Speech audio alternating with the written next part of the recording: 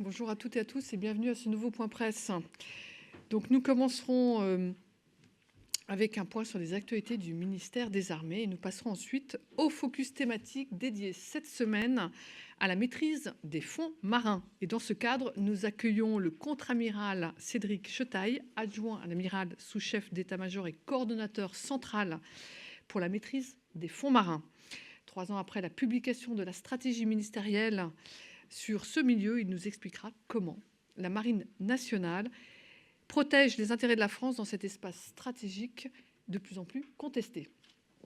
Nous poursuivrons avec le point presse sur les opérations militaires françaises avec le colonel Guillaume Vernet, porte-parole de l'état-major des armées. Et enfin, en bonus cette semaine, nous avons également le plaisir d'accueillir le capitaine de vaisseau Quentin Vieux-Rochat, commandant du porte-hélicoptère amphibie Mistral, qui nous présentera la mission Jeanne d'Arc 2025. Ce déploiement annuel opérationnel de longue durée dont il prendra le commandement marque la fin du cursus de formation des officiers élèves de l'école navale. Avant de commencer les actualités, un mot sur la visite officielle du Premier ministre indien Narendra Modi à Paris. Le Premier ministre a participé au sommet pour l'action sur l'intelligence artificielle coprésidé par New Delhi. La participation de l'Inde et de son Premier ministre au sommet est une nouvelle illustration de l'excellente coopération bilatérale sur les enjeux régionaux et internationaux entre Paris et New Delhi, partenaires stratégiques en Indo-Pacifique. Le sommet pour l'action sur l'IA est également l'occasion pour le ministère des Armées d'aborder sa préparation au conflit de demain avec l'organisation d'un cycle de conférences dédié à l'intelligence artificielle qui s'est tenu à l'école militaire. Cet événement a rassemblé des militaires, des industriels, mais aussi des chercheurs, des diplomates et des universitaires. Dans son discours d'ouverture, le ministre des Armées, Sébastien Lecornu, a souligné que l'IA de défense opérait une rupture dans les usages et dans la manière de conduire les opérations et de faire la guerre, en particulier du point de vue éthique. Il a ainsi rappelé que, via un comité d'éthique militaire, la France a progressivement jalonné ce que doit être une éthique en matière d'utilisation de l'IA sur les sujets de défense. Les conclusions de ce rapport de ce comité rejoignent le cœur de la stratégie ministérielle en matière d'intelligence artificielle. Pour être éthique, il faut être souverain. Vous pouvez retrouver d'ailleurs le rapport de ce comité sur le site internet du ministère des Armées. Sébastien Lecornu a ensuite quitté Paris pour Bruxelles afin de participer à la réunion des ministres de la Défense de l'OTAN des 12 et 13 février. Il y est donc actuellement et l'occasion pour le ministre des Armées de s'entretenir avec ses homologues belges, norvégiens, croates, ukrainiens ou encore américains. Je poursuis sur le thème de la coopération de défense. Du 17 février au 7 mars, le Centre de formation à l'appui aérien, le CFAA, organise l'exercice CASEX, Close Air Support Exercise, sur la base aérienne 133 de Nancy-Ochet. Cet exercice s'effectue dans le cadre du stage de qualification initiale des JTAC, les Joint Terminal Attack Controllers, spécialistes de l'appui aérien rapproché. Les stagiaires intégreront les techniques de base du guidage de frappe aérienne à travers des mises en situation en simulateur, puis sur le terrain, des moyens aériens à la fois français, avec Gazelle, Mirage 2000D et Rafale, et allemands seront mobilisés à cette occasion. Les stagiaires poursuivront ensuite leur formation en Allemagne, où ils devront employer ces savoir-faire dans un contexte tactique au réalisme plus poussé. Et une évaluation finale clôturera leur formation et sanctionnera leur qualification de JTAC. L'armée de terre entretient et développe, elle aussi, ses capacités dans le domaine aérien. Cette semaine, le 93e régiment d'artillerie de montagne a perçu ses premiers drones de renseignement et d'observation, DT-46 Tactical. C'est le premier régiment de la 27e brigade d'infanterie de montagne à recevoir ces équipements. Cette livraison, effectuée dans le cadre de la loi de programmation militaire, illustre le développement de la composante drone de l'armée de terre. Ces drones disposent de capacités de surveillance, de reconnaissance et d'acquisition de cibles ainsi que d'une autonomie prolongée. Adaptés aux missions militaires exigeantes, ils transmettent des informations cruciales en temps réel, renforçant ainsi la sécurité et l'efficacité des opérations sur le terrain. Entre le 24 mars et le 22 avril, le 93e régiment d'artillerie de montagne s'entraînera sur le camp de Canjuers avec ses équipements. Ces entraînements pourront faire l'objet d'un accueil presse. Si cela vous intéresse, n'hésitez pas à vous rapprocher du CIRPA Terre. De son côté, la Direction générale de l'armement organise une journée consacrée à la prospective et à l'anticipation stratégique de défense à Paris. Capitalisant sur les acquis de la Red Team Défense, la DGA poursuit cette dynamique avec Radar. Elle y associe de nouveaux acteurs issus de la société civile et d'horizons divers, français mais aussi étrangers. Ainsi, cette journée est co-organisée avec le ministère de la Défense britannique. Elle s'achèvera par une conférence réunissant des personnalités civiles et militaires du ministère des Armées, du ministère britannique de la Défense et de la communauté Radar. Pour celles et ceux qui sont intéressés, n'hésitez pas à vous rapprocher du service de communication de la DGA. Je termine ces actualités avec un déploiement opérationnel de l'armée de l'air et de l'espace. Du 18 février au 4 mars, elle mènera l'opération Bubo dans le cadre de lancements spatiaux depuis Kourou en Guyane. 3 Rafales, un A330 MRTT Phoenix, un A400M et un E3F EWACS seront déployés à 7000 km de la métropole. L'objectif, renforcer le volet aérien de l'opération Titan, dédiée à la protection du centre spatial guyanais, dans le cadre du lancement de la fusée Ariane 6. En parallèle, l'armée de l'air et de l'espace conduira des missions de souveraineté et de soutien à la population en Guyane. Et à l'issue du tir d'Ariane 6, Bubo 25 prendra la direction des Antilles pour y mener des opérations similaires, notamment de surveillance maritime. J'en ai terminé avec les actualités. Éventuellement, avez-vous des questions en lien avec les actualités? Oui, bonjour, Franck Alexandre, RFI. Sur le DT46 pour le 93e RAM, c'est combien d'unités? Concernant le nombre d'unités, c'est-à-dire le volume de DT46 ou... Ouais, là, pour l'instant, il y a 2 DT46 qui ont simplement été perçus avant d'en recevoir, bien évidemment, un plus grand nombre. Donc, l'expérimentation, les tirs seront effectués sur Canjuers, comme ça a été annoncé. Donc, voilà ce que je peux vous dire. Quelle montée en volume? On a une idée? Alors là, pour l'instant, je ne peux pas vous donner encore ce volume. En revanche, ça sera quand même un volume bien conséquent, parce qu'il faut bien comprendre que le DT46 est une sorte d'observateur d'artillerie de nouvelle génération. Voilà. Avant, vous aviez vos observateurs qui étaient dans des véhicules blindés. Il y a toujours ce cas-là, mais maintenant, on augmente la capacité avec cette dronisation par l'intermédiaire du DT46, ce qui multiplie notre efficacité pour acquérir des cibles. Je vous propose de passer au focus thématique. De l'Atlantide à 20 000 lieues sous les mers, les fonds marins et leurs mystères ont toujours fasciné l'humanité. Aujourd'hui encore, nos connaissances de ce milieu singulier demeurent limitées, à tel point que nous connaissons mieux la surface de la Lune que le fond de nos océans. Pourtant, les grandes profondeurs couvrent les 2/3 de notre planète et elles s'affirment de plus en plus comme un lieu de compétition stratégique. Différents acteurs internationaux cherchent à y étendre leur influence et les États doivent protéger leurs intérêts. Avec la 2e zone économique exclusive au monde, dont 97% dans les outre-mer, la France est particulièrement concernée par ces enjeux. Dans cette perspective, le président de la République a fait de la volonté d'investir les fonds marins l'un des 10 objectifs stratégiques du plan France 2030.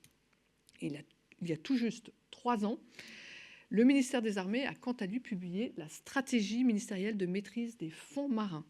Mais je n'en dis pas plus et cède la parole au contre-amiral Chetaille afin qu'il vous présente comment la Marine nationale protège les intérêts de la France et garantit son autonomie stratégique dans un espace de plus en plus contesté. Amiral, c'est à vous. Merci Madame la Directrice, merci de me donner l'opportunité de parler de ce sujet publiquement. Donc effectivement, vous l'avez dit, dans ma responsabilité actuelle, je suis le coordonnateur central au sein de la Marine pour la maîtrise des fonds marins, c'est-à-dire que j'accompagne le développement de notre capacité à interagir agir dans ce milieu, à surveiller ce milieu. Ces fonctions, je les occupe depuis maintenant 2023. Donc, je suis le 2e officier général dans ce rôle. Je ne sais pas si ça me prédisposait particulièrement à accomplir ces fonctions-là, mais j'étais déjà un peu acculturé aux profondeurs, puisque j'ai derrière moi 20 ans de service aux forces sous-marines, comme commandant de sous-marin d'attaque et commandant de sous-marin nucléaire lanceur d'engins. Donc vous l'avez dit, 3 ans depuis que Madame Parly avait présenté en février 2022 la stratégie ministérielle de maîtrise des fonds marins. 3 ans, c'est pas encore l'âge de raison, mais c'est au moins l'âge, vu l'importance du sujet et la dynamique du sujet, c'est l'âge où on peut commencer à dresser un premier bilan et à réévaluer si l'axe des perspectives est toujours le plus pertinent. Donc ça va être mon fil directeur, je parlerai bilan et puis perspective devant nous. Donc il y a 3 ans, la stratégie était vue comme une réponse face à un double constat. Le constat, c'était d'abord les enjeux et les défis particuliers de ce domaine où on craignait l'extension de la conflictualité. Le domaine des grandes profondeurs et des fonds marins, c'était le domaine qui jusqu'à présent était quasiment inviolé. Et puis l'activité, les seuils technologiques étant maintenant accessibles, le milieu étant toujours un lieu de ressources considérables. C'était aussi le milieu inviolé de l'infrastructure dont on a besoin pour les flux transocéaniques, que ce soit les câbles de communication ou les flux énergétiques. Et puis c'est aussi le milieu qui reste assez opaque. La transparence des océans, ça reste plutôt un slogan publicitaire. Jusqu'à présent, quand même, du mal à savoir ce qui se passe dans les profondeurs des mers. Et donc, face à ce risque de convoitise et d'expression de la puissance, on se trouvait relativement désarmé. La Marine nationale avait pu constater en 2019, lors des opérations de recherche du sous-marin Minerve au large de Toulon, qu'on était mal armé pour surveiller et agir dans les grandes profondeurs. Donc, cette stratégie faisait tracer une feuille de route selon 3 fonctions opérationnelles qui sont connaître, surveiller et agir vers, depuis et sur les fonds marins. Et je rajoute toujours un peu les grandes profondeurs, puisqu'en fait les fonds marins, il ne s'agit pas seulement d'être sur le plancher des océans, mais aussi les grandes profondeurs dès qu'on atteint des profondeurs qui ne sont pas accessibles dans l'activité habituelle des sous-marins, ou de la guerre des mines ou de la plongée humaine. Voilà. Oui, c'est la bonne diapo, je crois. Donc, depuis 3 ans, la marine a développé ses capacités et son activité. Son activité, elle se traduit sous la forme d'opérations de maîtrise des fonds marins qu'on a toutes baptisées Calliope de façon générique. 10 opérations, ça représente un peu plus de 120 jours de mer. 120 jours de mer pour expérimenter différents matériels, pour nous acculturer à ce milieu, pour nous rendre compte de notre effort en matière de formation, pour établir notre doctrine et pour mettre tous les acteurs du ministère en ordre de bataille. Aujourd'hui, moi je parle au titre de la marine, mais c'est un effort, et j'insiste là-dessus, c'est un effort ministériel, c'est une stratégie ministérielle qui mobilise l'ensemble du ministère. On a besoin, je ne vais pas être exhaustif, donc ceux que j'oublierai potentiellement m'excuseront, mais on a besoin d'un volet juridique, on a besoin donc de la DGI, on a besoin de renseignements, on a besoin d'innovation avec l'Agence d'innovation de la Défense, on a besoin de partenariats internationaux avec la DGRIS, etc., etc. On a besoin d'une action de communication également. Donc, je vais vous détailler maintenant le bilan selon les 3 fonctions opérationnelles que j'ai décrites. Donc, diapo suivante. Voilà, connaître. Donc, connaître les fonds marins et les grandes profondeurs. Il ne s'agit pas de connaître pour la beauté de la science ou la curiosité intellectuelle. Il s'agit de connaître la bathymétrie, c'est-à-dire concrètement la topographie des lieux, à quelle hauteur sont les fonds marins. Ça peut paraître un peu trivial, mais comme vous l'avez dit, Madame la directrice, on connaît relativement mal encore dans beaucoup d'endroits dans le monde, dans la majorité de la surface des fonds marins, la bathymétrie. Et donc c'est évidemment essentiel quand on veut y déployer des moyens. On connaît mal la variation du champ gravimétrique. La conclusion, c'est qu'on connaît mal l'influence de cette variation du champ gravimétrique sur les centrales inertielles qui sont embarquées sur les sous-marins ou sur les bateaux de surface. On connaît mal la nature des fonds, la nature des sédiments. Et ça, c'est une importance cruciale pour la propagation des ondes acoustiques. Et il nous faut aussi connaître des affaires de température, etc. Donc, la connaissance des fonds marins, nous, c'est important pour la traduire en supériorité opérationnelle. Depuis plusieurs années, on mène des campagnes intensives de travaux hydrographiques en lien avec le service hydrographique et océanographique de la marine, le CHOM. en lien avec la DGA, en lien avec l'Institut français de recherche et d'exploitation de la mer, l'IFREMER, pour améliorer nos matériels, pour développer de nouveaux capteurs, pour perfectionner nos modèles numériques de prédiction et augmenter très significativement la précision et la quantité des données collectées pour vaincre cette opacité du milieu. Concrètement, dans quelques mois, le CHOM recevra son premier drone autonome sous-marin AUV, selon son acronyme anglais, capable de plonger à 6000 mètres de profondeur. 6000 mètres, pourquoi cette ambition de 6000 mètres? C'est important de l'expliquer. 6000 mètres, ça nous permet d'atteindre une ambition mondiale, ça nous permet d'atteindre 97% des fonds marins qui sont à moins de 6000 mètres. Donc il en restera 3% qu'on laissera à d'autres. 6000 mètres aussi, c'est important parce que c'est une notion technologiquement disruptive. Il ne s'agit pas juste de prendre les engins sur étagère qui vont aujourd'hui pour l'industrie pétrolière, par exemple, jusqu'à 3000 mètres, et puis de les faire un petit peu plus gros ou un petit peu plus robustes. Non, c'est véritablement des matériaux différents, des capteurs différents, une autonomie énergétique très différente. Donc il y a là aussi des seuils technologiques importants à franchir, aux alentours des 4000, 5000 mètres, pour être capable de franchir cette ambition. Et puis c'est disruptif parce que très très peu de nations ont des moyens domaniaux, étatiques, qui plongent jusqu'à 6000 mètres. La seconde fonction opérationnelle, diapo suivante, c'est surveiller. Surveiller les grands fonds, donc surveiller l'activité des grands fonds, mais également surveiller depuis les grands fonds, avec des réflexions que nous menons avec la DGA sur une capacité de détection océanique potentiellement fondée, sur une combinaison de capteurs fixes ou semi-fixes et mobiles. Donc la surveillance, c'est un des objectifs des missions que l'on mène déjà, ces fameuses missions Calliope. Il s'agit par exemple d'aller contrôler ponctuellement l'intégrité d'un câble sous-marin. Je citerai par exemple l'opération qu'on a menée en septembre 2023 sur un câble transatlantique qui s'appelle Amitié, qui est le câble le plus puissant et le dernier qui a été posé, qui relie d'un côté Grande-Bretagne, France et de l'autre côté les États-Unis.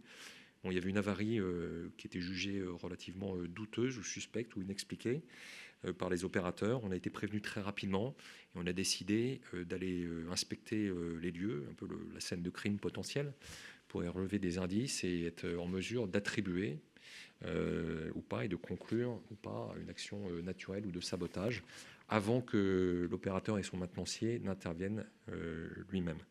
Donc ça a été un succès et on a effectivement pour conclure que ça doit être rare, mais c'était une cause naturelle. Pourquoi est-ce qu'il faut aller voir et pourquoi est-ce qu'on ne peut pas faire ça depuis la surface? C'est aussi important de le comprendre. Donc un ordre de grandeur, observer le câble Amitié qui est à plus de 4000 mètres de fond depuis la surface. Les capteurs les plus perfectionnés ne permettent de voir que des objets d'une dimension supérieure à 200 mètres depuis plus de 4000 mètres de distance et de fond. Voilà. Pour voir des objets d'une longueur de 1 mètre, il faut être à 40 mètres au-dessus du fond. Donc c'est pour ça qu'il nous faut des engins capables de plonger et d'observer au plus près de nos objectifs. Diapo suivante.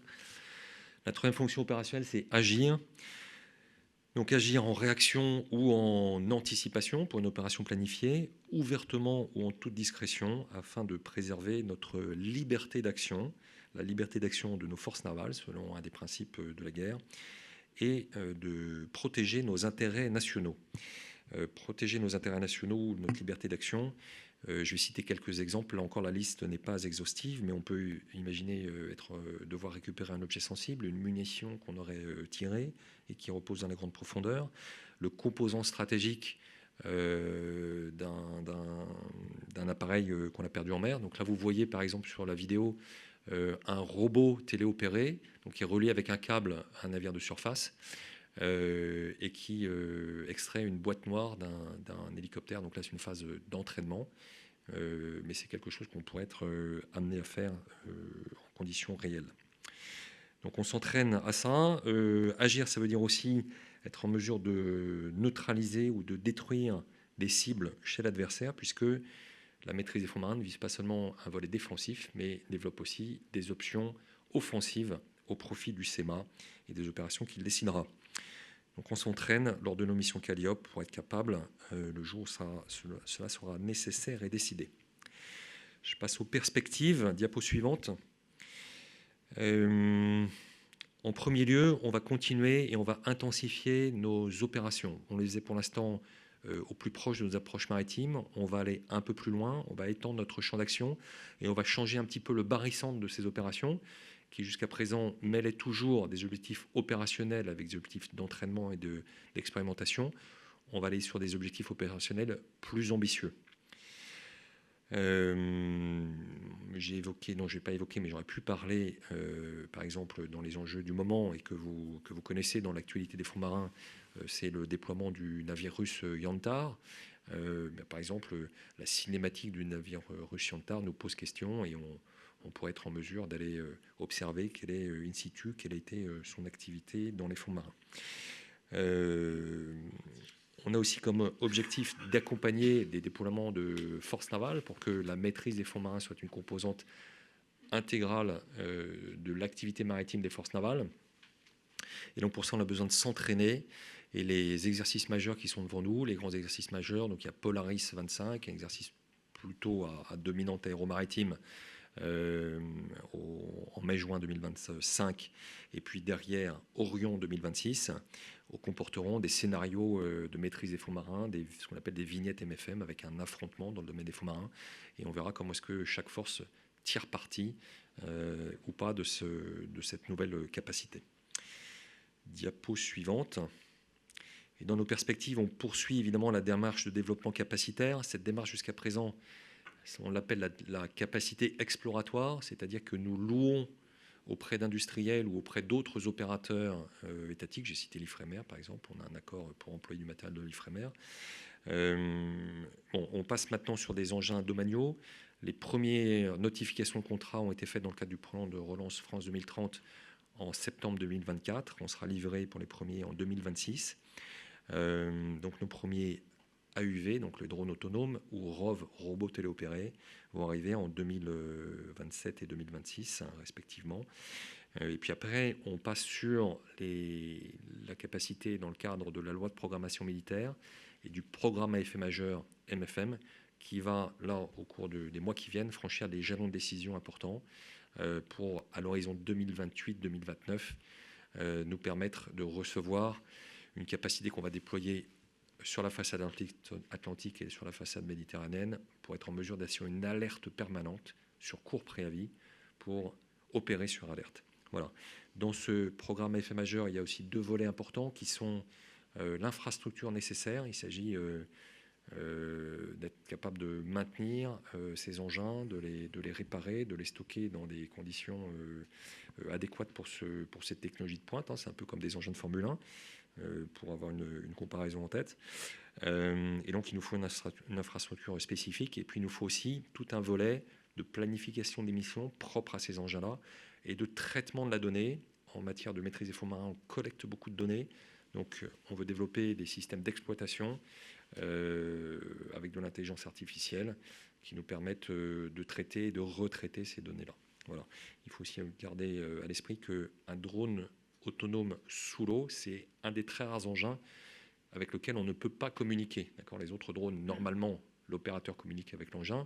Sous l'eau, on ne peut pas communiquer, donc il faut que cet engin-là il soit autonome, il collecte beaucoup de données et on ne traite ces données qu'après la mission, donc plusieurs heures après la mission, 12 heures, 24 heures après la mission. Voilà.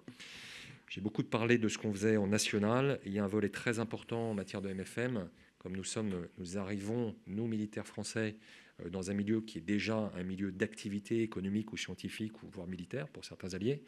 Donc il est important de nouer des partenariats avec tous ces acteurs pour bénéficier de leur retour d'expérience, de leur expertise, surtout qu'en France on a la chance d'avoir des leaders mondiaux en la matière. Et donc rattraper notre retard et brûler les étapes. Donc le volet partenarial est très important, partenarial avec des entreprises privées, bien sûr. Là, il y a quelques logos d'entreprises privées. Il y en a beaucoup d'autres. Ça va de la start-up à l'entreprise étatique, d'héritage étatique comme Orange Marine, qui est l'héritage de France Télécom et qui reste un leader mondial dans les câbliers. Et puis il y a un volet partenarial avec nos alliés ou avec d'autres partenaires. Je citerai sans doute en premier lieu les États-Unis parce qu'ils sont encore très avancés dans le domaine, même si on est intéressés mutuellement pour avancer ensemble, parce qu'on a à peu près le même niveau de maturité quand même dans certains domaines de maîtrise des fonds marins. Il y a des partenaires européens, comme l'Italie par exemple aussi, qui est une feuille de route relativement équivalente à la nôtre, et qu'on a déjà attiré dans des exercices et avec lesquels on va continuer à s'entraîner. Voilà. L'actualité justement de l'Alliance Atlantique, et je conclurai là-dessus, je pense que vous l'aviez noté, il y a l'opération en cours Baltic Sentry, auquel la Marine nationale participe. Baltic Sentry qui vise justement à avoir un effet sur les fonds marins dans ce théâtre très spécifique et qui a vu une actualité assez dense sur les enjeux de l'infrastructure sous-marine au cours des derniers 18 mois, même un petit peu avant en fait, depuis le sabotage Nord Stream en mi-22. Voilà, j'en ai terminé pour mon propos et je suis prêt à répondre à vos Merci questions. beaucoup, Amiral. Une première question. Et bonjour Amiral, Franck-Alexandre RFI. Quelles sont les nations qui ont la même démarche et qui sont au même niveau technique? J'imagine que ce n'est pas un sport de masse. Où est-ce qu'on peut se situer, nous, la France? Il y a d'abord des nations qui ont une expertise ancienne et qui n'ont jamais abandonné. Ce qui n'est pas le cas de la France. On a été pionnier dans la matière dans les années 60 avec des records mondiaux de plongée dans les profondeurs, etc. Et puis dans les années 80-90, on a abandonné, démantelé ces programmes et ces capacités-là. À l'inverse, je pense à la Russie qui a toujours veillé à conserver une expertise qui sans doute est unique au monde à l'heure actuelle et justement qui faisait partie du constat de la capacité de nos compétiteurs à agir dans ce domaine-là par rapport à nos propres capacités. Donc pour avoir une image d'illustration, il faut se rappeler qu'en 2007, nous Français, nous Européens, on était capables de rien dans les grandes profondeurs. En 2007, lors d'une mission internationale, mais que la Russie a détourné à son profit, les Russes ont planté un drapeau russe en titane à la verticale du pôle Nord par presque 4000 mètres de fond. Voilà. Donc ça, c'était un message très clair qu'on nous a adressé il y a 18 ans. Okay. Donc ça, c'est là aussi. Les Chinois se développent aussi très bien, avec toujours l'idée de la dualité de leurs activités civiles, économiques, scientifiques et militaires. Et quand on regarde du côté occidental, donc j'ai cité les États-Unis, c'est les sous-mariniers américains essentiellement qui conservent des moyens d'action, mais qui n'ont pas ce qu'ils appellent en anglais la full ocean option, c'est-à-dire la capacité à descendre à 6000 mètres, et ça fait partie justement de ces capacités qu'on développe avec le même niveau de maturité aujourd'hui et sur lequel on veut coopérer. Voilà. Et puis en Europe, je pense que les Britanniques ont une feuille de route relativement comparable à la nôtre et une approche capacitaire qui est relativement comparable. Alors, il y a un domaine que je n'ai pas abordé, c'est à partir de quelle plateforme on met en œuvre ces engins. Dans la Marine nationale, jusqu'à présent, on le fait à partir de bâtiments existants déjà. Ça permet de la versatilité des options, mais on ne s'interdit pas de réfléchir à un navire plus dédié à ces missions-là. Les Britanniques sont plus avancés que nous là-dessus. Ils ont un navire, le Proteus.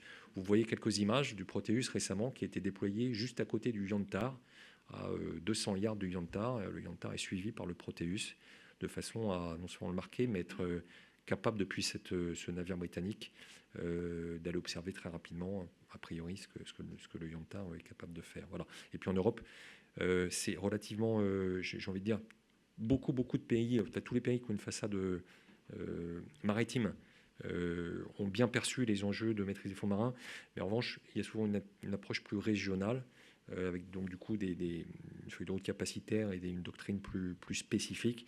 Donc les pays de la Baltique, c'est pas très profond, mais bien que ce soit pas très profond, on a quand même du mal à savoir ce qui s'y passe. Donc ça renvoie à cette image d'opacité.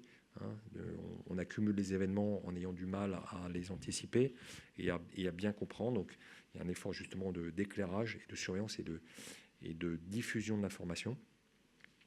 Ça, c'est plutôt leur feuille de route. La Méditerranée, c'est pour ça qu'on peut être un peu proche des Italiens.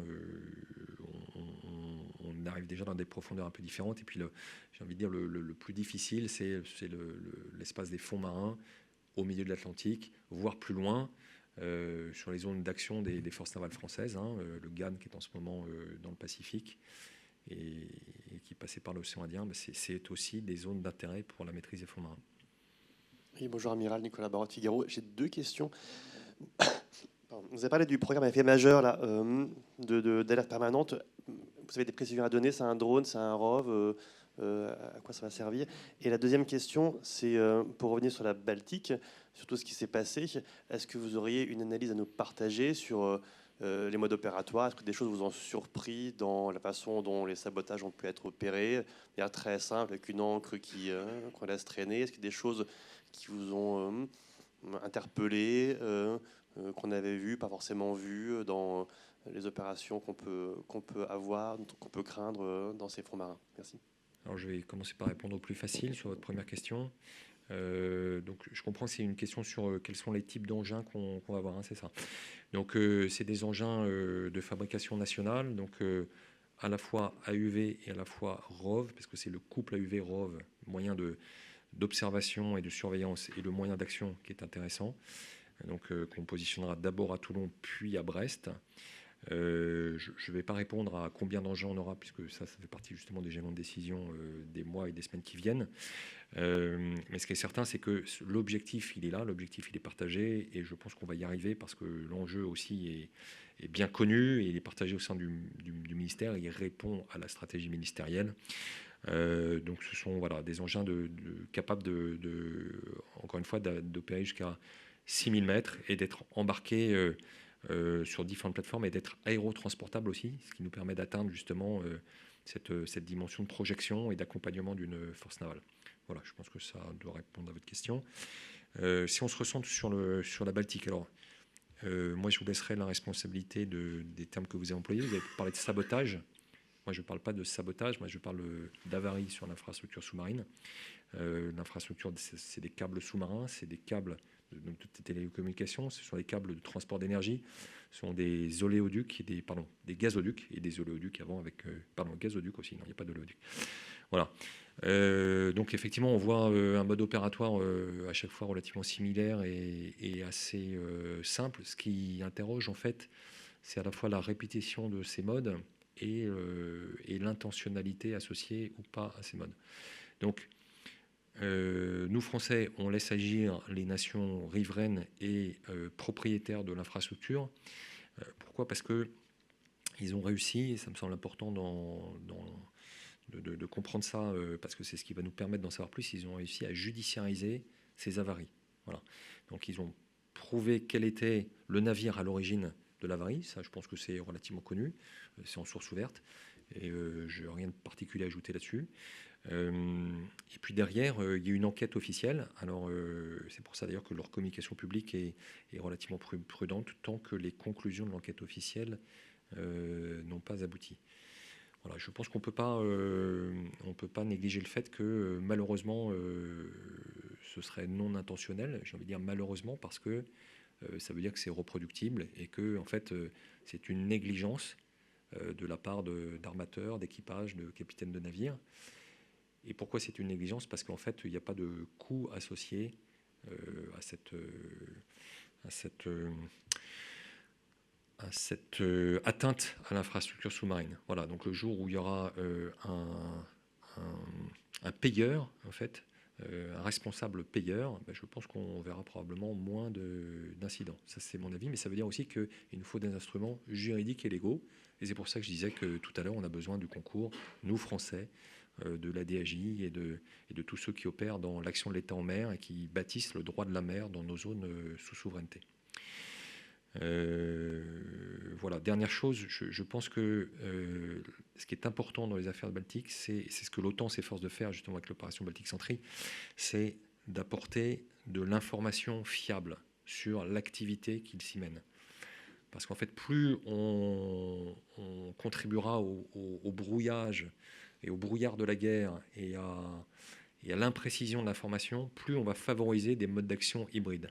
C'est-à-dire que plus on produit de brouillard, plus la barre est élevée dans l'information, et donc plus ça donne d'espace pour nos compétiteurs, et en particulier les Russes, pour s'y déployer. Ça sera difficile le jour où on fera face à une intention et un sabotage d'un pays compétiteur, d'aller le prouver si depuis toujours, par défaut, on l'attribue toujours.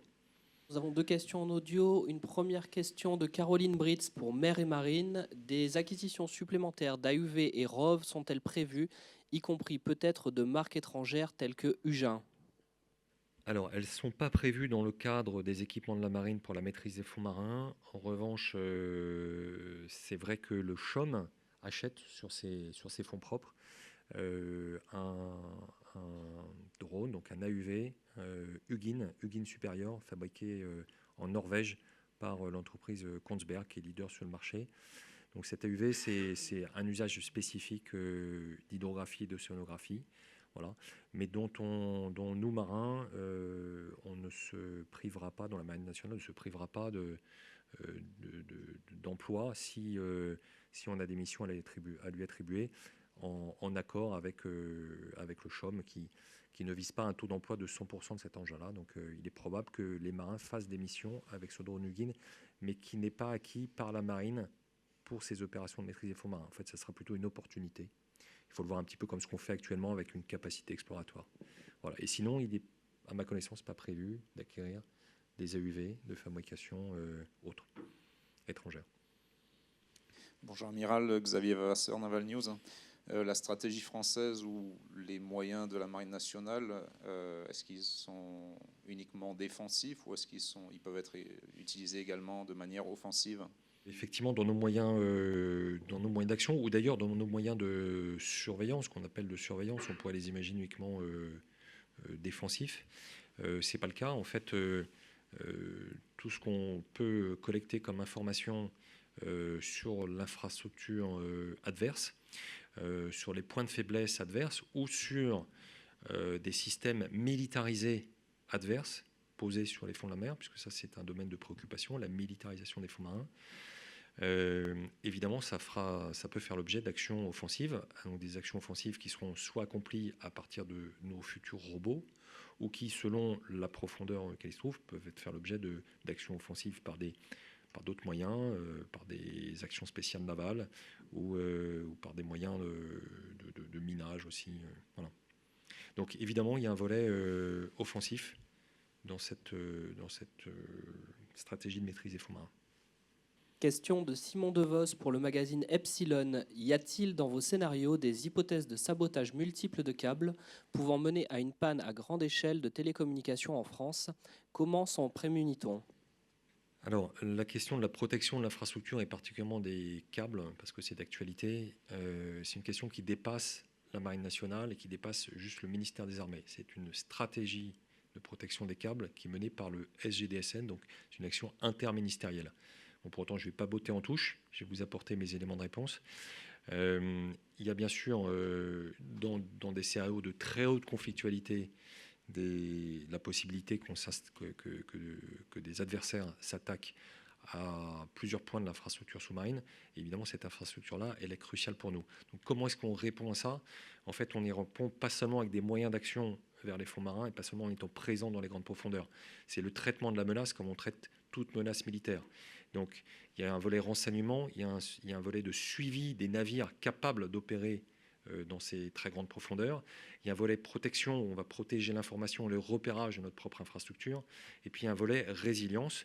Comment est-ce qu'on intervient très vite ? Comment est-ce que dans le cadre des travaux sur la flotte stratégique, par exemple, on est capable de mobiliser des navires sous pavillon français qui appartiennent à des compagnies privées pour les faire opérer dans des environnements moins permissifs pour agir très rapidement. Donc, ça fait l'objet de travaux qui sont en cours, auxquels on a déjà réfléchi et sur lesquels on avait déjà planifié des opérations. Voilà. Et comment est-ce qu'avec des alliés, on est capable de coordonner l'effort donc sur le domaine particulier des câbles sous-marins. Donc, quand on groupe les moyens sous pavillon américain et sous pavillon français, on a plus de la moitié, on a les 2/3 des câbliers de la flotte mondiale. Donc, évidemment, il y a une importance particulière à réfléchir en amont à ces sujets-là pour pouvoir coordonner et planifier de façon plus froide la réquisition et l'optimisation de ces moyens. Merci beaucoup, Amiral. Si nous n'avons plus de questions, nous allons passer au point sur les opérations militaires françaises avec le colonel Guillaume Vernet. Merci Madame la Directrice. Bonjour à toutes et à tous. Donc, nous allons commencer ce tour d'horizon des opérations avec le flanc oriental de l'Alliance, où les armées françaises poursuivent leur engagement pour la sécurité régionale. En mer Baltique, d'abord, le chasseur de mines tripartite Croix du Sud a conclu cette semaine un mois de patrouille au sein de l'opération de surveillance maritime Baltic Sentry pour dissuader toute menace sur les infrastructures sous-marines et stratégiques en mer Baltique. Il fait actuellement route vers son port d'attache. Par ailleurs, Depuis le 2 février, au large de la Norvège, une frégate prend part à l'exercice Arctic Dolphin qui se déroule dans les fjords norvégiens. Cet exercice annuel, piloté par la marine norvégienne, vise à entraîner les futurs commandants de sous-marins norvégiens, allemands et néerlandais. Plusieurs autres nations de l'OTAN apportent leur soutien à cet entraînement par le biais de navires de surface, tels que la frégate danoise Niels Juel et la frégate britannique Somerset. L'exercice Arctic Dolphin illustre la détermination des membres de l'Alliance à travailler ensemble, même dans des domaines sensibles comme la formation des sous-mariniers. Ces activités visent à renforcer les compétences opérationnelles en mettant en évidence l'interopérabilité des forces alliées et la solidité du partenariat bilatéral entre la France et la Norvège. En Estonie maintenant, les éléments français du bataillon multinational de l'OTAN sous commandement britannique ont terminé leur exercice annuel Winter Camp. Cet entraînement réaliste entre alliés intégrait la prise en compte de la menace drone dans un environnement de guerre électronique dense. Réalisé dans des conditions exigeantes de froid polaire, où le bataillon a démontré son haut niveau de préparation opérationnelle et sa cohésion. En Lituanie, maintenant, les 4 Rafales français déployés sur la base de Šiauliai dans le cadre de la mission Enhanced Air Policing de l'OTAN ont mené le 6 février une mission d'entraînement Flexible Deterrent Option, FDO, aux côtés de plusieurs avions alliés. Ainsi, au cœur de l'espace aérien des pays baltes, ce ne sont pas moins de 6 nations alliées, la Suède, la Finlande, l'Espagne, la France, les Pays-Bas et l'Italie, qui se sont réunis dans le cadre de cette mission d'entraînement FDO. Au cours de cet exercice, une menace aérienne a été simulée dans le ciel des pays baltes avec une incursion de forces adverses. Ce scénario a fictivement opposé des Rafales français, des Typhoons italiens, des F-35 néerlandais face à des Gripen suédois, des F-18 finlandais et un AWACS ayant pénétré au cœur d'un environnement complexe et protégé par un système de défense aérien espagnol. En Roumanie, maintenant, le bataillon multinational de l'OTAN sous commandement français maintient sa posture opérationnelle permanente. Plus particulièrement, cette semaine, les Alliés ont pu hausser leur niveau de préparation opérationnelle à travers des exercices. D'abord, Eagle Steel, au cours duquel les soldats français, macédoniens et roumains se sont entraînés à la reconnaissance offensive avec leurs véhicules blindés. L'exercice Winter Camp, au cours duquel les fantassins espagnols du bataillon se sont confrontés aux conditions climatiques hivernales dans les montagnes roumaines des Carpates. L'exercice Eagle Wings and Fury, qui sont des campagnes de tir entre artilleurs français et belges. Toujours sur le flanc oriental de l'Alliance, débute cette semaine la phase de manœuvre de l'exercice majeur de la force de réaction alliée de l'OTAN, l'Allied Reaction Force, ARF. L'ARF permet à l'OTAN de répondre immédiatement à toute agression ou crise multimilieu, multichamp pouvant menacer l'Alliance. L'OTAN est donc en capacité de renforcer immédiatement sa présence sur le flanc Est à hauteur de 300 000 militaires. Les plans Host Nation Support, HNS, de l'OTAN permettent la soutenabilité du dispositif ARF. L'ARF est commandé cette année par la Grande-Bretagne. Donc, l'OTAN a déployé récemment plus de 10 000 militaires de 9 pays alliés, qui sont la Bulgarie, la France, la Grèce, l'Italie, la Roumanie, l'Espagne, la Slovénie, la Turquie et le Royaume-Uni, ainsi que des centaines d'équipements techniques lors d'un vaste exercice qui s'appelle Steadfast Dart 2025 sur le flanc oriental en Roumanie, en Bulgarie et en Grèce. Steadfast Dart 25 mobilise les forces de l'Allied Reaction Force, l'ARF, qui sont dotées d'un haut niveau de préparation opérationnelle et capables de faire face à tout type de menace. Les équipements impliqués appartiennent aux forces terrestres, aériennes et navales des 17 pays alliés. Pardon, l'ensemble des pays alliés. Ce sont 17 navires militaires, plus de 20 avions et plus de 1500 véhicules terrestres qui ont été mobilisés. La France contribue à cet exercice qui réalise la projection rapide de force suite à une agression simulée des frontières de l'OTAN, avec les moyens suivants. Donc, il y a un groupement tactique interarmé de troupes aéroportées, un GTIA-TAP, pour la partie terrestre en Roumanie. Il y a 2 bâtiments de la Marine nationale qui sont déjà déployés dans le Task Group de l'OTAN en mer Méditerranée. Ce sont le patrouilleur de haute mer commandant Biro et le chasseur de mines tripartite Capricorne, qui, eux, participent au volet de l'exercice qui a lieu en mer Égée. Toujours dans la même zone, donc la semaine dernière, les armées françaises ont franchi un pas supplémentaire dans l'appui aux forces armées ukrainiennes via la transformation de pilotes et de mécaniciens et le transfert de Mirage 2000-5. Cette formation, qui répondait à un besoin du partenaire, illustre la détermination de la France à soutenir les forces armées ukrainiennes dans tous les milieux. On passe maintenant au Proche et Moyen-Orient, tout d'abord en Méditerranée orientale, où une frégate est toujours déployée au plus proche de la côte libanaise pour contribuer à l'appréciation autonome de situation de la France dans cette région. Au Liban, la participation de la France au sein du mécanisme de surveillance de cessation des hostilités, qui est prolongé jusqu'au 18 février, se poursuit. En parallèle, les soldats français de la Force Commander Reserve de la Force intérimaire des Nations Unies au Liban, la FINUL, continuent d'effectuer des patrouilles qui permettent d'apprécier quotidiennement l'évolution de la situation sur le terrain, d'appliquer de manière déterminée la résolution 1701 du Conseil de sécurité des Nations Unies et de soutenir le déploiement des forces armées libanaises dans le sud Liban.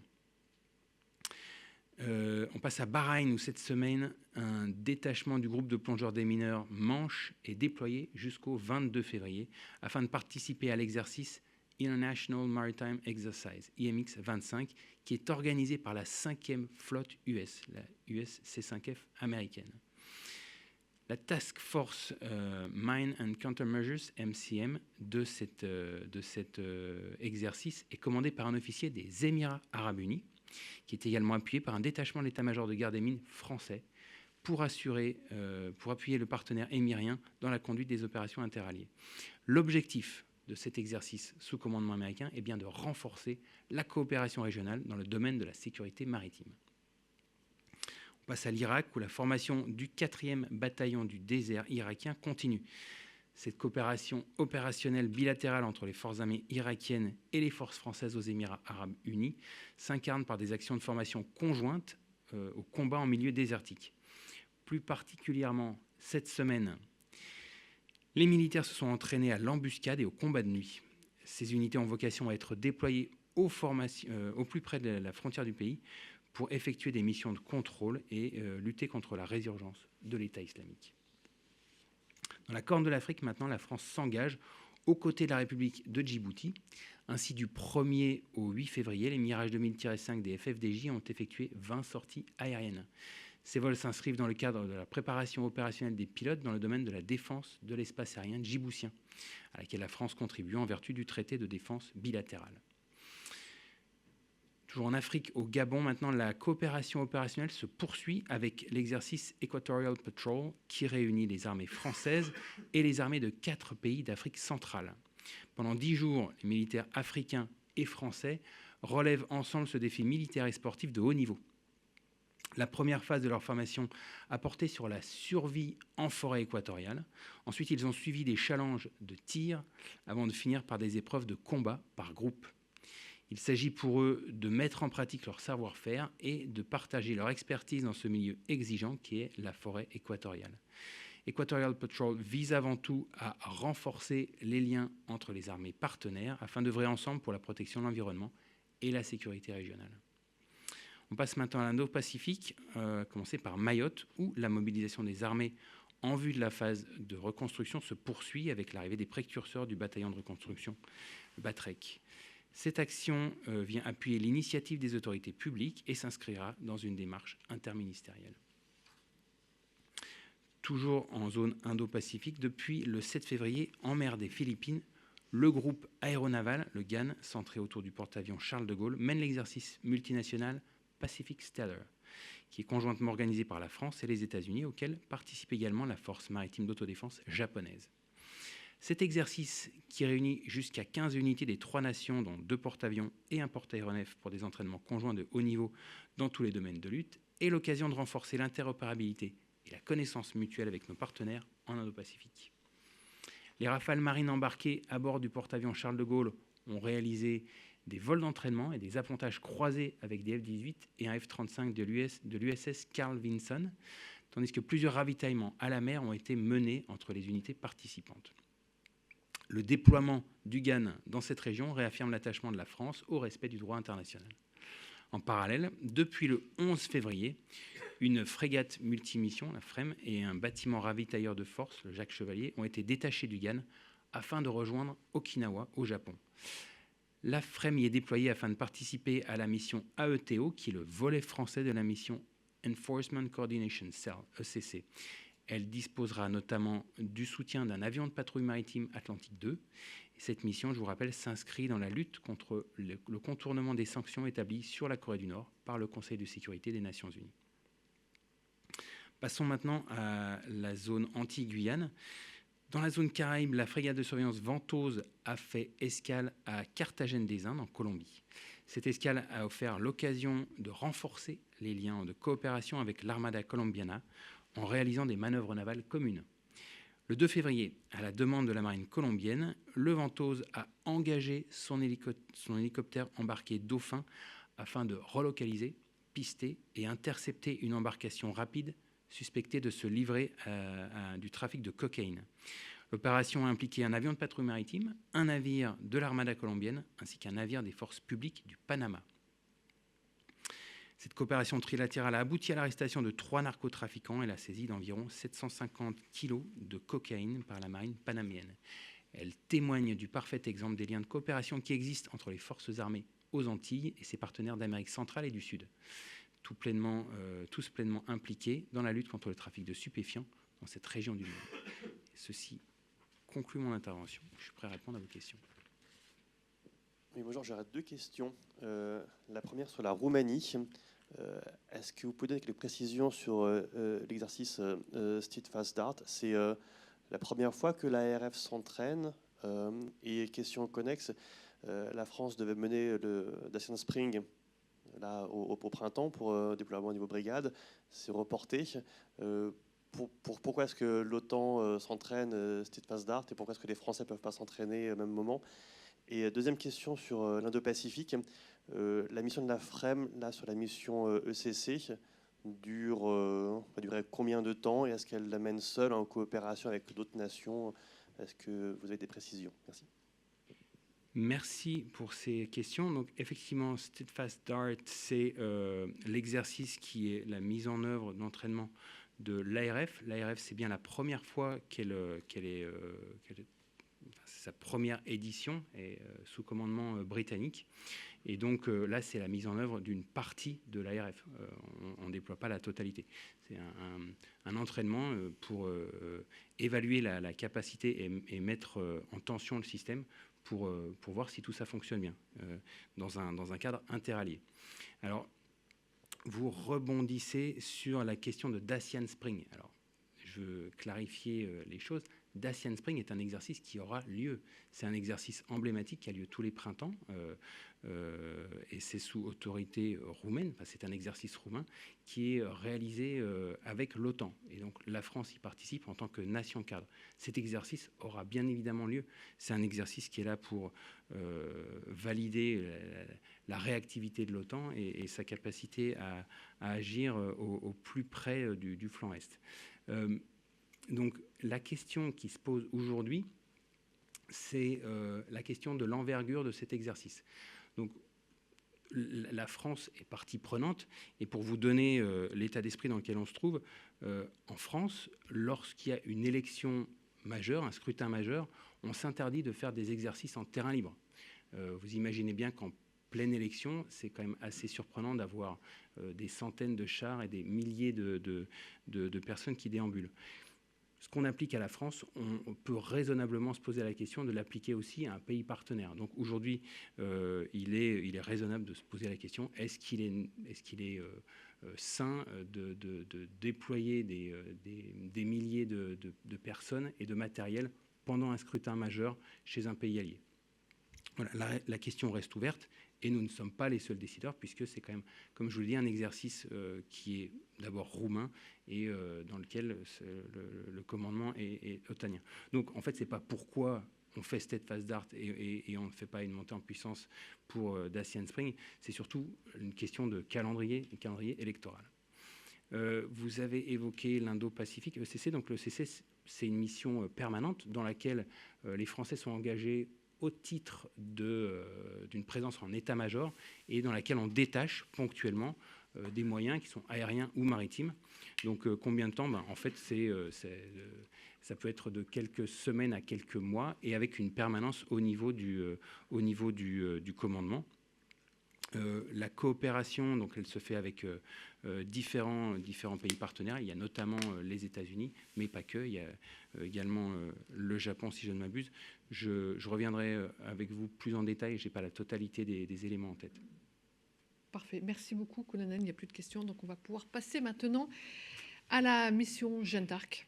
Cette mission a été déployée en fait chaque année pour plusieurs mois, et elle marque la fin du cursus des officiers élèves de l'école navale et leur entrée dans la vie opérationnelle.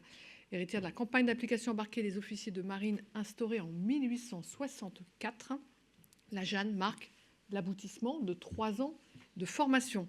Elle est attendue avec une certaine impatience par les officiers élèves qui embarqueront cette année sur le porte-hélicoptère amphibie Mistral et la frégate de classe Lafayette-Surcouf, qui sont rassemblés au sein du groupe Jeanne d'Arc. Comme leurs nombreux prédécesseurs, les officiers élèves pourront approfondir de façon pratique et dans un contexte opérationnel leur connaissance de navigation, des opérations et du commandement. Mais je n'en dis pas plus et je laisse maintenant la parole au capitaine de vaisseau Quentin Vieux-Rochat, commandant du PHA Mistral et de la mission Jeanne d'Arc, afin qu'il vous présente plus en détail cette étape essentielle. Commandant, c'est à vous. Merci bien, Madame la Directrice. Mesdames, Messieurs, bonjour. Je suis en effet le capitaine de vaisseau Quentin Vieux-Rochat. Je commande le porte-hélicoptère amphibie Mistral depuis cet été, et je serai donc même un peu plus que le commandant du Mistral dans les mois qui viennent, puisque je serai le commandant du Task Group Jeanne d'Arc, c'est-à-dire le chef de l'ensemble des moyens qui seront déployés pour conduire la mission Jeanne d'Arc 2025, qui va débuter le 24 février prochain. Donc, ce n'est pas le lundi qui vient, mais celui juste d'après. Et donc, il s'agit pour moi de vous présenter. Slide suivante. Slide suivante. Voilà. Alors, en premier lieu, d'abord, qu'est-ce que c'est la mission Jeanne d'Arc ? Alors, voilà. Elle est connue de nom, mais de quoi s'agit-il ? Cette mission, c'est une mission opérationnelle de longue durée. Elle va durer à peu près 5 mois, qui permet, dans cette dimension opérationnelle, qui permet à la France de maintenir sa présence dans plusieurs zones d'intérêt. Cette année, ce sera surtout en zone atlantique. Et puis, ça permettra aussi d'entretenir des partenariats stratégiques et puis d'offrir une formation concrète, assez unique, à une génération entière d'officiers pour les préparer au conflit de demain. Alors, vous l'avez rappelé, Madame la Directrice, cette mission, comme son nom l'indique, elle s'inscrit dans le prolongement de ce que la marine et les armées ont fait durant des années avec le porte-hélicoptère Jeanne d'Arc, à savoir former les officiers sur le volet pratique de leur métier. C'est bien à ce titre une école d'application. Alors, certes, à bord, les officiers élèves, les midship, comme on les nomme, ils auront des cours, mais ils seront surtout mis en situation, en quart.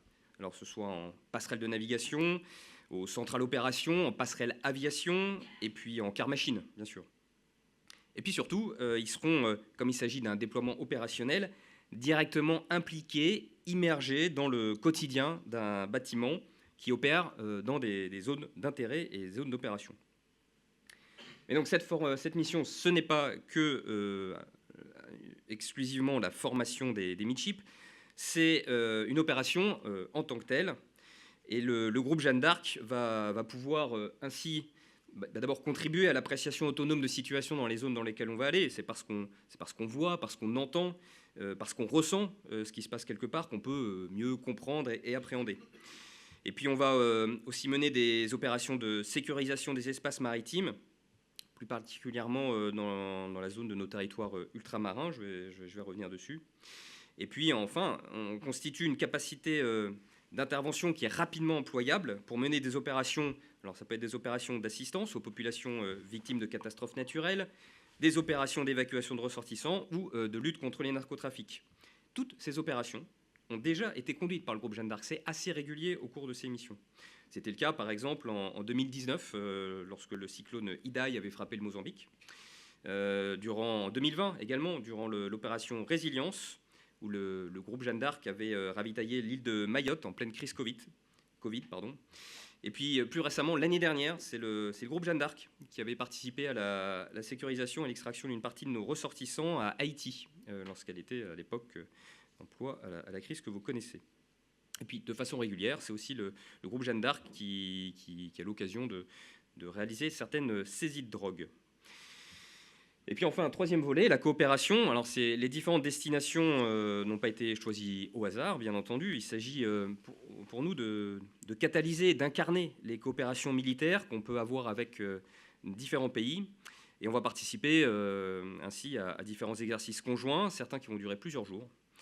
Donc le groupe Jeanne d'Arc sera donc un vecteur de rayonnement militaire, mais aussi diplomatique, hein, qui permet donc sur son volet militaire de promouvoir les savoir-faire maritimes, terrestres, aériens, en mer, dans les zones littorales, et puis même dans les escales. Et c'est là qu'intervient plus spécifiquement ce volet diplomatique, hein, puisque notre présence sera très utilement et largement valorisée par le ministère de l'Europe et des Affaires étrangères. Bon, il est prévu qu'à peu près à toutes les escales, je reçoive l'ambassadeur de France à bord du Mistral. Alors, slide suivante, avant de dévoiler le parcours, qui constitue ce Task Group Jeanne d'Arc? Alors, ce sont deux bâtiments, vous les avez cités, Madame la Directrice, le PHA Mistral et puis la frégate de type Lafayette Surcouf. C'est un format qui est désormais assez traditionnel depuis qu'on utilise un PHA comme bâtiment support principal. Alors, à bord du Mistral, car je ne serai pas seul, je serai renforcé d'un groupement tactique embarqué qui sera constitué cette année par deux sections issues de la Légion étrangère, avec environ 35-40 véhicules, parmi lesquels des Servals et des Griffons qui seront à bord. À bord du Mistral également, cette année, une composante assez robuste aéromobile. J'aurai 4 hélicoptères de l'ALAT, l'aviation légère de l'armée de terre, avec notamment 2 Cougars et 2 Gazelles. Et puis aussi un hélico de la marine, un Dauphin de la 34F et le drone S100 que vous voyez ici. Voilà, qui constitue donc un ensemble aéromobile assez intéressant et assez complet. Et puis, bien sûr, dernier volet, à bord du groupe et faisant partie de ce task group, l'école, celle qu'on nomme l'école, c'est-à-dire cette année 151 midship, parmi lesquels 8 étrangers. Donc, je pourrais développer ce point si certains ont des questions dessus. Donc il s'agit d'un groupe du coup très, très polyvalent, très complet, qui permet d'envisager vraiment un large spectre d'emplois et puis qui permet aussi du coup d'offrir des activités partenariales de nature très diverses, marines, terrestres et même aériennes, et avec un effectif total pour un effectif total d'à peu près 800 militaires. Voilà, donc vous savez désormais ce que c'est que cette mission, qui la conduira. Reste à vous décrire où elle va se dérouler. Alors, vous l'avez sur cette carte, c'est l'ensemble de la cinématique prévue, alors qui couvre schématiquement 4 grandes zones. Donc on tournera dans le sens horaire. D'abord le golfe de Guinée, ensuite la partie Amérique latine, Caraïbes, ensuite Amérique du Nord, et puis toute la zone de l'Atlantique Nord. Donc ça durera presque 5 mois, puis ça nous fera passer donc aussi bien l'équateur que le cercle polaire.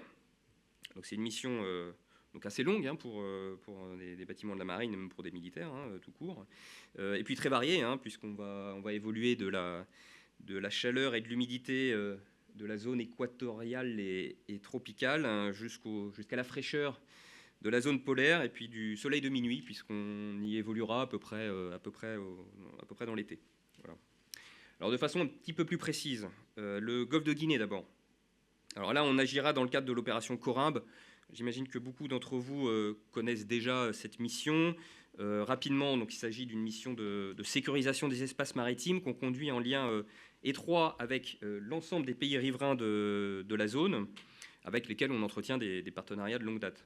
Donc pour cette mission, on interagira plus particulièrement avec la Côte d'Ivoire, avec une escale à Abidjan. Voilà, on basculera ensuite côté Amérique latine, Caraïbes. Alors dans cette zone, à travers nos territoires ultramarins dans l'ordre Guyane, Martinique, Guadeloupe, on partage avec les autres pays des problématiques communes qui nécessitent une collaboration active. Je pense notamment à la lutte contre les narcotrafics, qui est la préoccupation principale de l'ensemble des acteurs de la zone. Et il vous a été d'ailleurs présenté à l'occasion du point opération une opération conduite par le Ventose avec les Colombiens, justement, déjà, qui sera d'ailleurs un de nos partenaires également, puisqu'on fera escale à Carthagène. Voilà. Ensuite, on poursuivra la mission vers l'Amérique du Nord. Alors d'abord les USA, qui est un partenaire stratégique de premier plan, bien sûr. On entretient avec eux un niveau d'interopérabilité qui est vraiment de très haut niveau, qui est éprouvé en opération, mais bon, qu'il faut sans cesse entretenir, et donc notamment dans le domaine amphibie. Et à ce titre, on participera au large de Camp-le-Jeune, qui est le camp des Marines, le camp principal des Marines, à l'exercice Chesapeake 25, qui est donc un exercice amphibie interallié, interarmée bien sûr, puisque c'est de l'amphibie, et qui sera l'activité bilatérale la plus significative de la mission, par son ampleur. Enfin, on terminera par l'Atlantique Nord, donc une zone qui est un espace maritime d'intérêt stratégique majeur pour la France, mais pas seulement, bien sûr les nations riveraines et puis l'OTAN.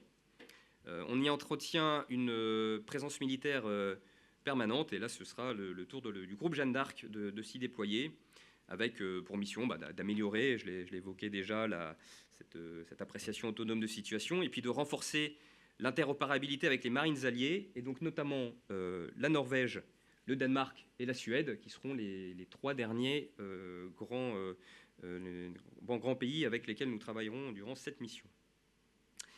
Donc voilà qui conclut ma présentation de cette belle mission, donc qui se distingue, vous l'aurez compris, par la présence à bord d'une promotion entière d'officiers, donc qui pourront apprendre in situ ce que sont que les opérations aéromaritimes interalliées, interarmées par la présence de l'armée de terre, dans des zones dont vous aurez compris qu'elles sont vraiment très variées et aux enjeux assez majeurs.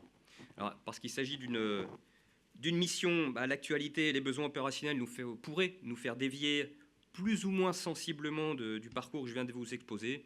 C'est le monde dans lequel on vit désormais, toujours un peu incertain, et donc difficile de prévoir avec certitude quelle sera la physionomie définitive de ces presque 5 mois de déploiement qui seront, en tout état de cause, assurément palpitants.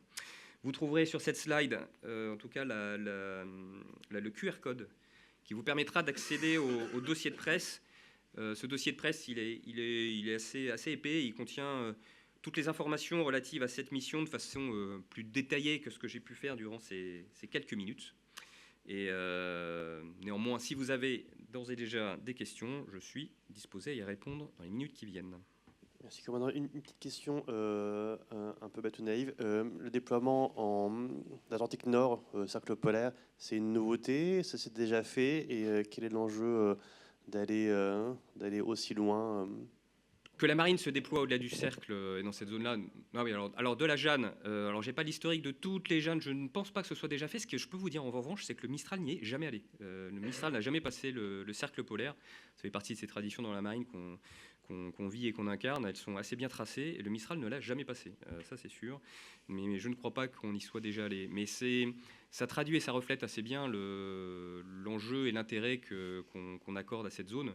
Encore une fois, il s'agit de sensibiliser une promotion entière d'officiers aux enjeux actuels. Et donc, voilà, plus que jamais, c'est vraiment une très très bonne occasion d'aller dans cette zone. Voilà. Vous nous avez fait un petit peu rêver. Dans quel état d'esprit partez-vous? Alors, si j'ai pu vous faire rêver, j'en suis bien content. J'en rêve moi-même parfois.